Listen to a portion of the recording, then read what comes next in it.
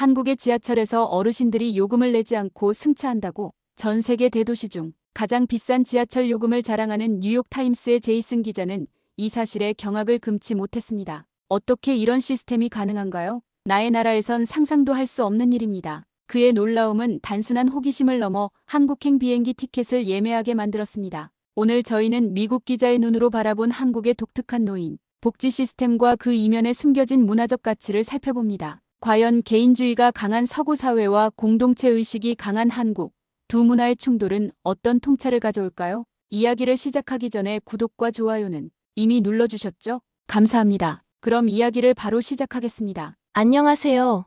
저는 제임스 파커라고 합니다. 미국에서 기자 생활을 오래 했고 다양한 나라의 독특한 문화를 다뤄왔습니다. 제가 이번에 글을 쓰게 된 이유는 바로 한국에서만 볼 수 있는 아주 흥미로운 문화 때문이었죠. 한국에서 오랜 기간 정착해 살고 있는 친구가 오랜만에 미국을 방문했을 때였죠. 오랜만에 만난 친구는 저와 만난 내내 미국과 한국을 비교하며 한국을 칭찬하는 말을 쏟아냈습니다. 특히 기억에 남았던 건 지하철 이야기를 하면서 한국에서는 65세만 지나면 누구나 지하철을 공짜로 탄다고 말하며 마치 불만 섞인 칭찬을 늘어놓던 모습이었습니다. 저는 이 말을 처음 들었을 때 너무 놀라 믿기 어려웠습니다. 경제적 부담과 현실적인 문제를 고려하면 도저히 가능할 리 없다고 생각했기 때문이죠. 미국에서는 교통비가 비싼 편이라 그런 제도가 존재한다는 사실 자체가 충격적이고 흥미로웠습니다. 결국 그 놀라움과 호기심이 저를 한국으로 이끌었고 이 특별한 사회적 제도를 직접 눈으로 보고 이해하고 싶어졌습니다. 한국을 열심히 공부하고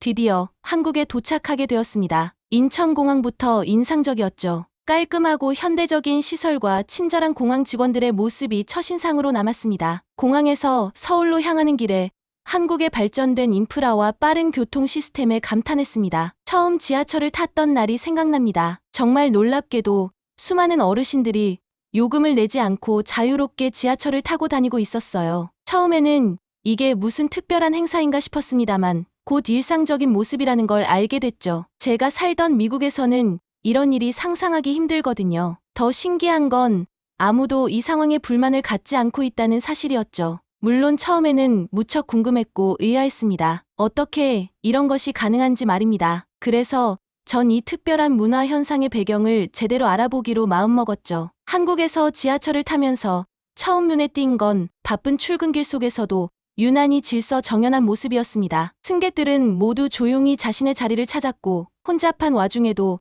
노인들을 위한 경로 우대석은 꼭 비워져 있었죠. 서울 지하철은 정말 빠르고 편리한데 이런 바쁜 와중에도 노인분들을 위한 배려가 일상화되어 있다는 게 참 신기했어요. 미국의 지하철에서 흔히 보이는 풍경과는 완전히 다른 모습이었죠. 뉴욕에서는 사람들이 자리를 두고 경쟁을 하기도 하고 때론 다툼도 일어나니까요. 반면 한국에서는 자리 양보가 당연한 일로 받아들여지니 문화적 충격이 컸습니다. 이런 의아함과 호기심을 안고 주변 사람들에게 물어보니 한국에서는 노인들에게 무임승차를 허용하고 있다는 사실을 알게 됐습니다. 처음 들었을 때는 믿기지 않았어요. 교통 시스템은 막대한 비용이 들어가는 공공시설이잖아요. 그것을 특정 연령층에게 무료로 개방한다는 건 경제적으로도 큰 부담일 텐데 어떻게 이런 결정을 내렸을지 궁금해졌죠. 하지만 더 놀라웠던 건 사람들이 이 제도에 대해 큰 불만을 품지 않는다는 것이었습니다. 오히려 젊은 사람들조차 이를 당연하게 여기고 있었죠. 세대 간의 갈등이나 논란이 아예 없는 것은 아니지만 전반적으로 사회적 합의가 잘 이루어져 있다는 느낌이 강하게 들었습니다. 그런데 이상하게도 저에겐 처음부터 이런 모습들이 아주 매력적으로 보였어요. 한국 사람들의 얼굴에서 느껴지는 묘한 자부심과 인정, 존중의 느낌이 신선했기 때문입니다. 그렇지만 동시에 머릿속에서는 의문이 꼬리에 꼬리를 물었습니다. 과연 한국 사회가 어떻게 이렇게 원활한 합의를 이뤄냈을까요? 어떤 문화적 배경이 이 제도를 가능하게 했는지 몹시 궁금했습니다. 그래서 저는 이 궁금증을 해결하기 위해 한국 사회의 문화적, 역사적 배경을 심도 있게 탐구하기로 했습니다. 한국이라는 나라가 가진 특별한 문화적 가치와 사회적 존경심이 이 제도를 가능하게 했다고 생각했습니다. 그리고 저는 확신했어요. 이 특별한 무임승차 제도의 배경에는 분명히 깊고 흥미로운 이야기들이 숨어 있을 거라고요. 한국 지하철 무임승차 제도에 대한 호기심이 깊어지면서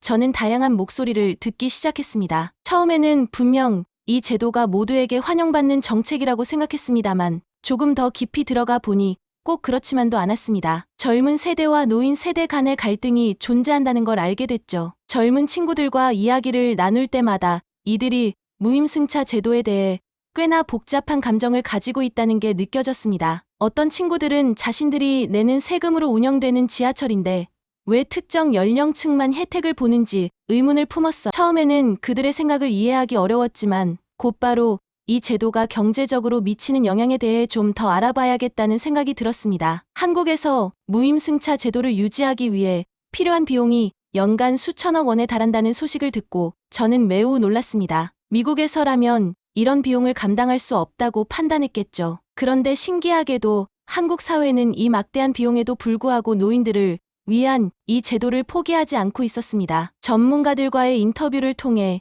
이 제도의 유지가 단순한 경제적 문제를 넘어 사회적 가치와 깊이 연결되어 있다는 걸 알게 됐죠. 특히 이 제도를 지키려는 사회적 합의가 존재한다는 점이 놀라웠습니다. 사실 제가 처음 한국의 지하철에서 느꼈던 편안한 분위기는 어쩌면 이 제도의 정당성에서 나온 것일지도 모르겠습니다. 노인들에게 무임승차가 가능하다는 점이 오히려 지하철 내에서 젊은이와 어르신 간의 불필요한 갈등을 막는 효과도 있었으니까요. 물론 때로는 어르신들로 가득 찬 지하철 때문에 불편함을 겪었다고 하는 젊은 친구들의 이야기도 이해가 됐습니다만 전반적으로 사회가 이 제도를 긍정적으로 수용하고 있었습니다. 그래서 저는 한국 사회가 어떻게 이런 합의를 이룰 수 있었는지 더 깊이 알고 싶어졌죠. 여러 사람들과의 대화를 통해 이 합의의 중심에는 경로 사상이라는 독특한 한국적 가치관이 자리 잡고 있음을 깨달았습니다. 경로 사상은 단순히 나이 든 사람을 공경하는 데 그치지 않고 사회 전체가 책임을 가지고 노인을 보호하는 문화적 가치였습니다. 미국에서 온 제가 봤을 때는 매우 신기한 개념이었죠. 미국에서도 노인에 대한 예의는 있지만 사회 전체가 노인을 위해 비용까지 부담한다는 개념은 잘 이해되지 않았습니다. 그때부터 저는 이 경로 사상이라는 개념을 좀 더 집중적으로 조사해보기로 마음먹었습니다. 한국인들이 가진 특별한 이 존중과 배려의 마음이 어디에서 기원한 것인지, 이 가치를 왜 이렇게 중요하게 여기는지 궁금해졌으니까요. 또한 경로 사상이 단순히 예절 차원을 넘어 사회 전반에 깊숙이 뿌리 내린 배경도 궁금했습니다. 제 생각에 한국의 지하철 무임승차 제도는 결국 경로 사상이라는 사회적 합의 위에서 가능한 일이었죠. 그렇다면 과연 이 독특한 사회적 합의가 어떻게 만들어졌고 또 유지될 수 있었는지 저는 그 해답을 찾기 위해 더욱 열정적으로 탐구하기 시작했습니다. 한국의 무임승차 제도를 이해하려면 역사적 배경을 알아야 합니다. 제가 처음에 이 제도를 접하고 놀랐던 이유는 바로 이 제도의 역사가 생각보다 오래되었기 때문이었죠. 한국에서 처음으로 노인들을 위한 지하철 무임승차가 도입된 것은 1984년이었습니다. 당시 한국 정부는 만 65세 이상의 노령 인구에게 무료로 지하철을 이용할 수 있도록 정책을 마련했습니다. 당시만 해도 노령 인구 비율은 전체 인구의 4% 정도에 불과했기 때문에 큰 재정적 부담은 없었죠. 하지만 그로부터 약 40년이 지난 지금 한국의 고령 인구 비율은 무려 10%까지 증가했습니다. 한국은 이제 초고령 사회로 진입하고 있는 상황이죠. 그런데도 한국은 왜 이 제도를 유지하고 있을까요? 사실 미국이나 다른 선진국에서도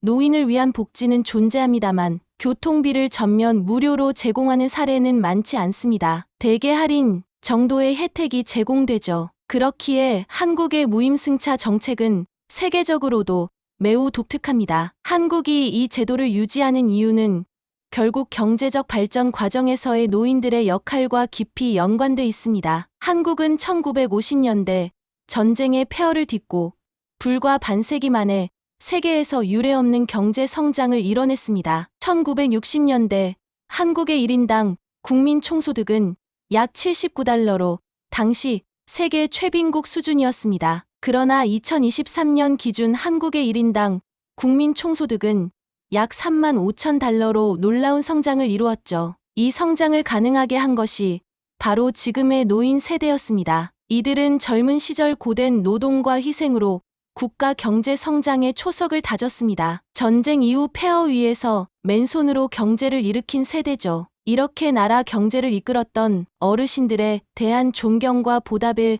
의미로 무임승차 제도가 도입된 것입니다. 처음엔 노인 인구가 적었기 때문에 정부도 부담 없이 시작했지만 시간이 흐르면서 고령화가 급속히 진행되자 재정적 부담이 커졌습니다. 실제로 서울교통공사에 따르면 무임승차로 인한 손실액이 매년 증가하고 있으며 2022년 한 해만 해도 손실액이 약 3,500억 원에 달했다고 합니다. 이는 결코 적은 금액이 아니죠. 그러나 한국 사회는 이 재정적 부담을 단지 경제적 손실로만 보지 않습니다. 어르신들에게 제공하는 무임승차가 경제적인 관점에서만 봤을 때는 분명 부담이지만 이 부담을 기꺼이 감수하는 사회적 합의가 존재합니다. 바로 경로사상이라는 문화적 배경 때문이죠. 경로사상은 유교적 가치관에서 비롯된 개념으로 어르신을 공경하고 존경하는 마음을 사회적으로 널리 퍼뜨리고 있습니다. 한국 사회에서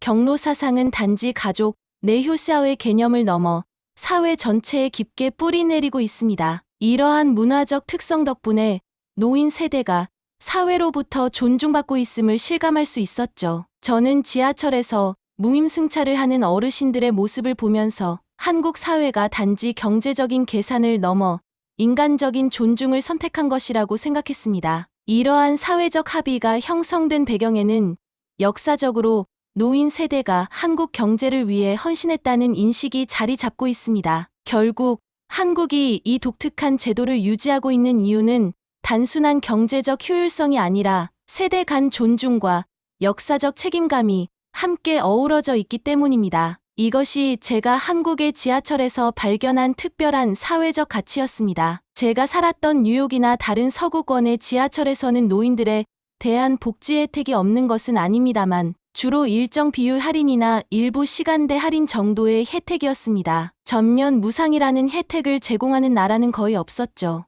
예를 들어 영국의 런던 지하철은 60세 이상의 시민에게 프리덤 패스라는 교통카드를 발급합니다. 이것은 한국과 비슷해 보이지만 실제로는 특정 시간대에만 무료로 이용 가능하고 출퇴근 혼잡 시간대에는 이용이 제한되기도 합니다. 또한 프랑스 파리 지하철 역시 65세 이상 시민에게 할인된 요금을 제공하지만 완전 무료는 아니죠. 이러한 제도들은 각국의 재정적 부담을 고려한 현실적인 타협책입니다. 그렇기에 한국처럼 모든 시간대와 모든 노선에서 완전 무료로 제공되는 제도는 국제적으로도 매우 이례적인 사례라고 볼 수 있습니다. 미국의 경우를 살펴보면 더더욱 흥미롭습니다. 제가 살았던 뉴욕 지하철을 예로 들자면 65세 이상 승객들에게 50%의 할인을 제공합니다. 경제적으로도 충분히 부담을 줄 수 있는 혜택이긴 하지만 그렇다고 해서 이 제도가 큰 사회적 이슈나 합의의 대상으로 떠오른 적은 없습니다. 그만큼 복지 혜택에 대한 인식이 다르고 사회적 가치나 합의의 차원에서 접근하는 방식도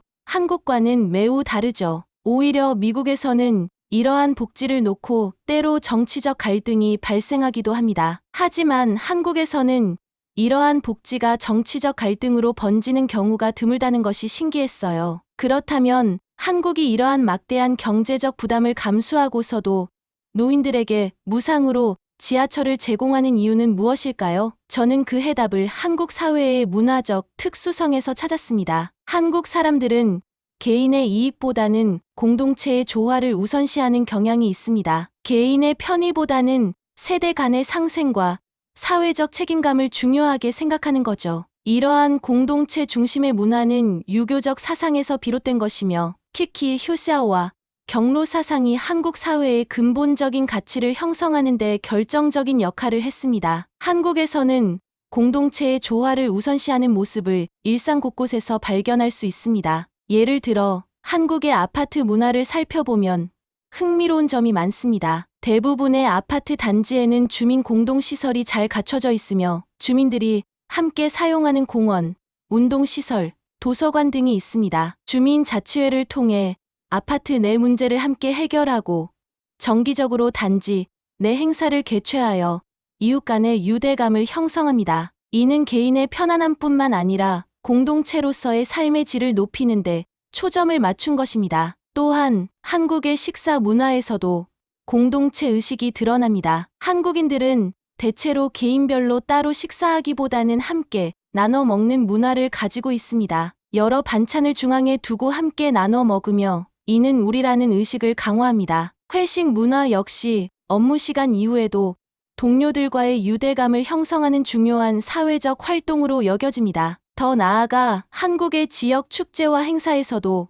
공동체 의식이 두드러집니다. 마을 단위로 열리는 다양한 축제와 행사는 지역 주민들이 함께 참여하고 준비하는 과정을 통해 공동체 의식을 강화합니다. 이러한 활동은 단순한 즐거움을 넘어 세대 간 소통의 장이 되며 지역 사회의 결속력을 높이는 역할을 합니다. 특히 한국의 군대 문화에서는 공동체 의식이 매우 강하게 나타납니다. 대한민국의 모든 남성은 의무적으로 군 복무를 해야 하며 이 과정에서 같이 가자라는 정신을 배우게 됩니다. 개인의 성취보다는 팀워크와 전체의 목표를 우선시하는 가치관이 형성되는 것이죠. 이러한 공동체 중심의 문화는 개인의 자유와 권리를 중시하는 미국 문화와는 상당한 차이를 보입니다. 미국에서는 마이 홈맘이라는 개념이 강하게 자리 잡고 있어 개인의 사생활과 독립성을 매우 중요시합니다. 이웃과의 관계보다는 자신의 공간을 지키는 것에 더 가치를 두는 경향이 있죠. 반면 한국에서는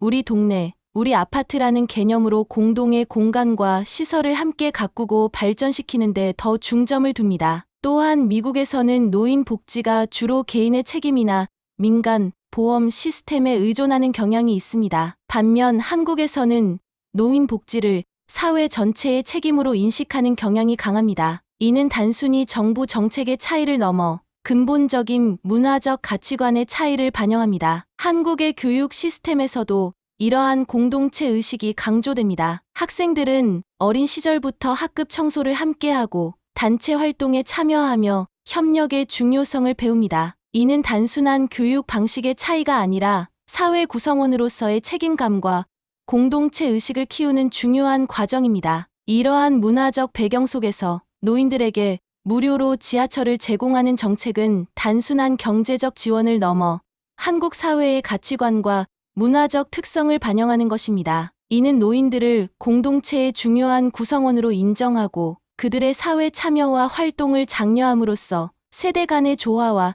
사회적 통합을 이루려는 노력의 일환입니다. 결국 한국의 노인 무료 교통 정책은 경제적 계산을 넘어 함께 살아가는 사회라는 가치를 실현하는 문화적 산물이라고 볼 수 있습니다. 실제로 제가 서울에서 만난 한국 사람들은 무임승차 제도에 대해 매우 자랑스럽게 이야기했습니다. 단지 노인들을 위한 혜택이라고 생각하지 않고 이것을 한국 사회의 품과 문화적 성숙도를 보여주는 하나의 상징으로 여기고 있었죠. 저 역시 이러한 생각을 들으면서 한국 사람들의 문화적 자부심에 공감하게 되었습니다. 세계 어디를 둘러봐도 이렇게 완전한 사회적 합의를 바탕으로 운영되는 무임승차 제도는 없었습니다. 이것이 바로 한국의 무임승차 정책이 특별한 이유이죠. 제가 한국 지하철에서 목격했던 어르신들의 여유로운 미소와 젊은 세대의 자연스러운 배려 속에서 한국 사회의 독특한 가치를 발견할 수 있었습니다. 전 세계적으로 보기 드문 한국만의 이 특별한 문화적 합의에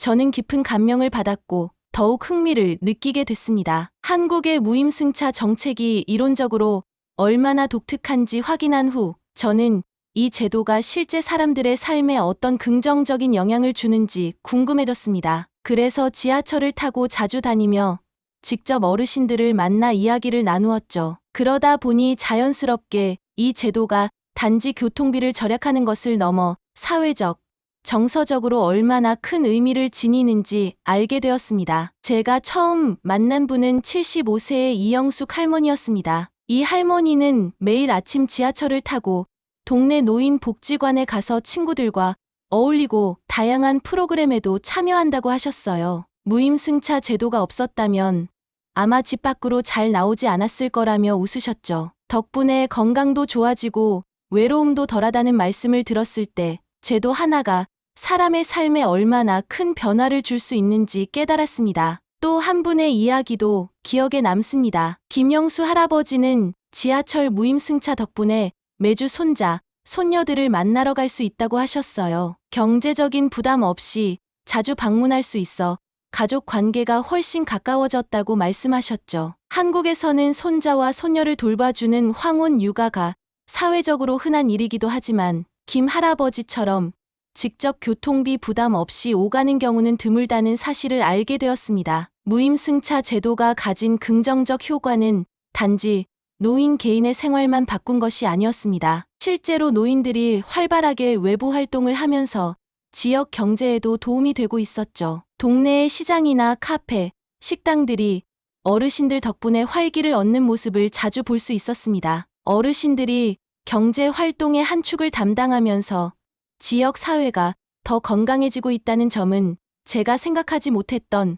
긍정적 효과였습니다. 한편으로는 젊은이들의 시각도 궁금했죠. 제가 만난 많은 젊은 한국인들은 처음에는 이 제도가 부담스럽다고 생각했지만 실제로는 어르신들이 행복하고 건강하게 살아가는 모습에 오히려 자신들이 더 만족한다고 했습니다. 특히 대학생이던 박지민 씨는 자신도 언젠가 노인이 되었을 때 이런 제도의 혜택을 받을 수 있을 것이란 생각에 오히려 미래에 대한 안도감을 느꼈다고 이야기했죠. 이 말을 들었을 때 저는 무임승차가 단지 노인을 위한 배려가 아니라 미래의 자신을 위한 투자라는 점에서 특별하다고 생각하게 되었습니다. 무임승차 덕분에 건강한 노후를 보내며 활발하게 생활하는 어르신들의 모습을 지켜보며 저는 한국 사회가 지닌 특별한 배려와 존중의 가치가 얼마나 큰 힘을 가지고 있는지 느낄 수 있었습니다. 제도를 통해 세대 간 이해와 공존이 실제로 가능하다는 것을 직접 목격한 순간 이 제도의 의미를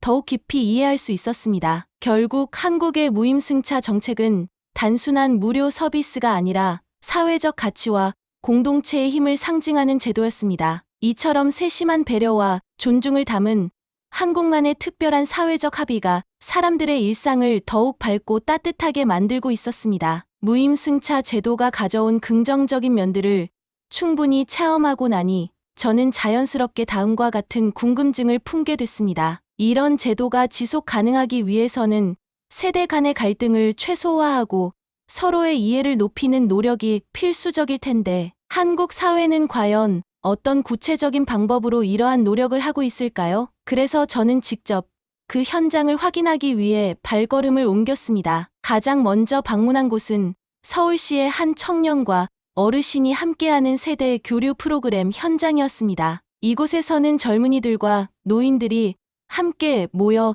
대화를 나누며 서로의 삶을 공유하는 시간을 가지고 있었습니다. 처음에는 어색한 분위기가 감돌았지만 금세 대화는 활기를 띠었죠. 서로의 입장과 경험을 듣고 이해하는 모습은 감동적이기까지 했습니다. 이 프로그램에 참여한 대학생 이수진 씨는 어르신들의 예시하기와 지혜를 통해 삶의 교훈을 얻었다고 이야기했습니다. 그녀는 처음에는 어르신들의 생각을 이해하기 어려웠는데 직접 만나서 대화를 나누니 오해가 풀렸다고 솔직히 털어놓았죠. 저는 또 다른 현장으로 발걸음을 옮겨 지하철 역사에서 진행된 경로 존중 캠페인에도 참여해봤습니다. 젊은이들이 노인 승객에게 먼저 자리를 양보하거나 승차할 때 예의를 지키자는 취지의 캠페인이었는데요. 이 캠페인을 지켜보면서 한국 사회가 세대 간의 존중을 위해 적극적인 행동을 독려하고 있음을 느낄 수 있었습니다. 캠페인을 진행하던 김민정 씨는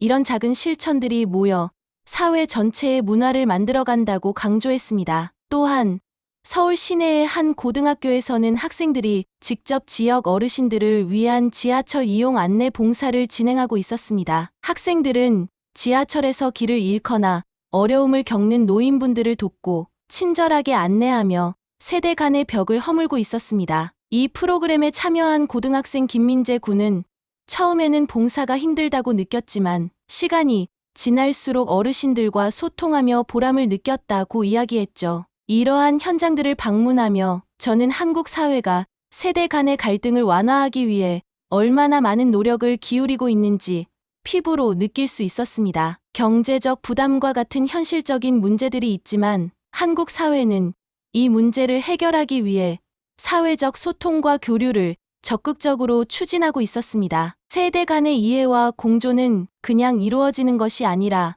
이렇게 구체적인 노력과 상호 소통을 통해 실현되는 것임을 깨달았죠. 제가 만난 많은 사람들이 강조한 것은 결국 서로에 대한 이해와 존중이었습니다. 그리고 한국 사회는 그것을 가능하게 하는 다양한 실천적 프로그램들을 통해 더 나은 사회로 나아가고 있었습니다. 제가 경험한 바로는 이런 적극적인 사회적 노력 덕분에 한국의 무임승차 정책이 안정적으로 유지될 수 있는 것이었죠. 결국 세대 간의 공존과 이해는 단순히 정책적 차원을 넘어 서로의 마음을 연결하는 진정한 소통에서 시작된다는 것을 저는 한국에서의 경험을 통해 분명히 알 수 있었습니다. 세대 간 이해와 공존을 위한 다양한 현장을 경험한 후 저는 자연스럽게 이 무임승차 정책이 앞으로도 오래 지속될 수 있기를 바라게 되었습니다. 처음 한국에 왔을 때는 단지 호기심으로 시작했던 여정이었지만 이제는 제 마음속에 이 제도의 지속 가능성에 대한 진지한 고민이 자리 잡게 되었죠. 그동안 제가 보고 느낀 바로는 이 제도는 단순히 교통비 문제를 넘어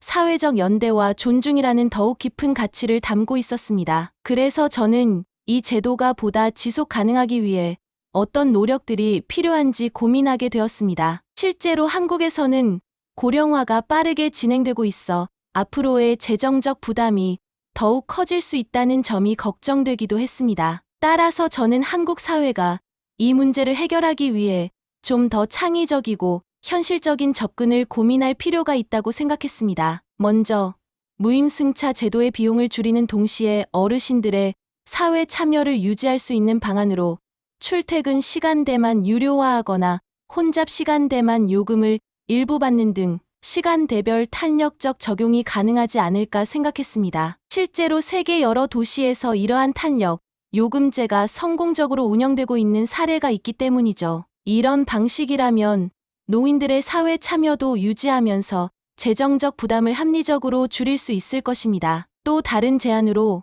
무임승차 제도를 유지하면서도 기업이나 지역 사회와 협력하여 기부나 사회적 책임 프로그램을 활성화하는 방법도 있을 것입니다. 예를 들어 기업이 지하철 무임승차 비용의 일부를 후원하고 그 대신 노인층을 위한 맞춤형 마케팅이나 지역 상권 활성화 프로그램과 연계하는 방식이죠. 이러한 민관 협력 방식은 경제적 부담을 분산시키는 동시에 기업의 사회적 이미지 향상에도 긍정적인 영향을 줄 수 있습니다. 그리고 저는 세대 간의 상호 이해와 존중을 증진하기 위해 지속적으로 젊은 세대와 노인 세대가 함께 참여하는 교류 프로그램을 더욱 확대해야 한다고 생각했습니다. 앞서 제가 경험한 세대 교류 프로그램이나 경로 존중 캠페인처럼 사회적 소통과 이해를 촉진하는 다양한 프로그램들이 확대되고 정착되면 제도 유지에 대한 사회적 합의도 더욱 단단해질 것입니다. 제가 만나본 한국인들은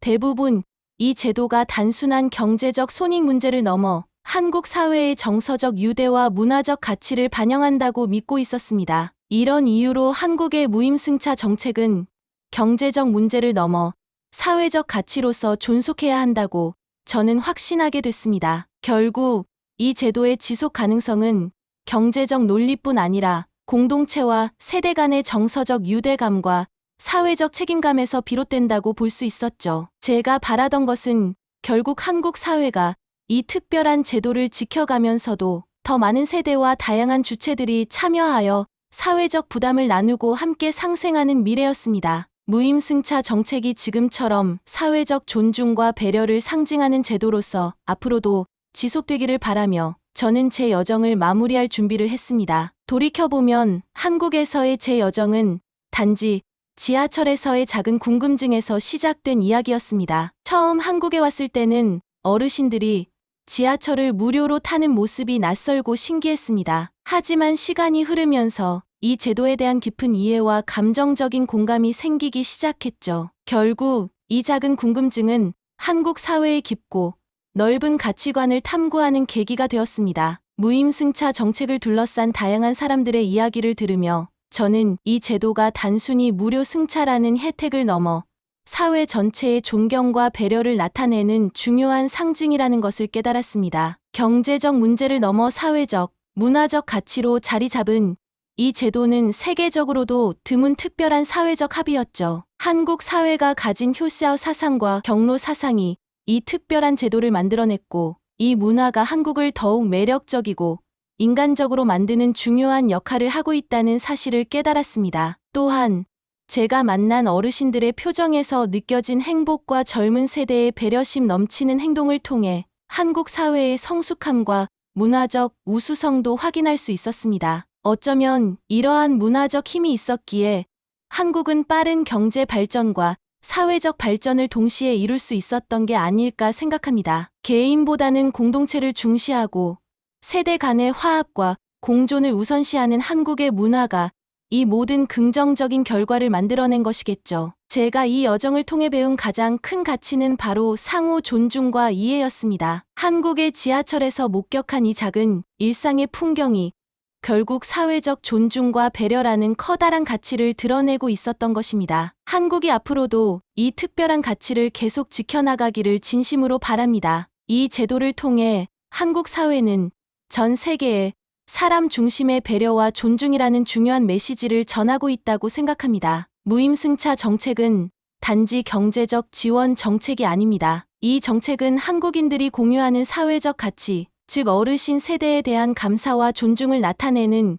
귀한 마음의 표현입니다. 제가 경험한 한국 사회는 경제적 계산보다 인간적인 배려와 존중을 더 우선시하는 따뜻한 사회였습니다. 결국 이 특별한 한국의 이야기는 세계가 배워야 할 가치가 무엇인지 보여주는 아름다운 사례가 될 수 있다고 저는 믿습니다. 세대 간의 배려와 존중, 사회적 합의와 책임감, 그리고 이를 바탕으로 지속 가능한 공동체를 만드는 것. 이것이 한국의 무임승차 제도가 우리에게 가르쳐준 가장 중요한 교훈이었습니다. 이제 저는 이 모든 소중한 경험을 마음속 깊이 간직한 채 제 여정을 마무리하고자 합니다. 한국에서의 특별한 경험과 배움은 평생 잊지 못할 귀중한 자산이 될 것입니다. 이 여정을 통해 만난 모든 사람들과의 소중한 만남과 따뜻한 기억을 안고 저는 한국이라는 특별한 나라를 더욱 사랑하게 되었습니다. 한국의 아름다운 사회적 가치를 전 세계에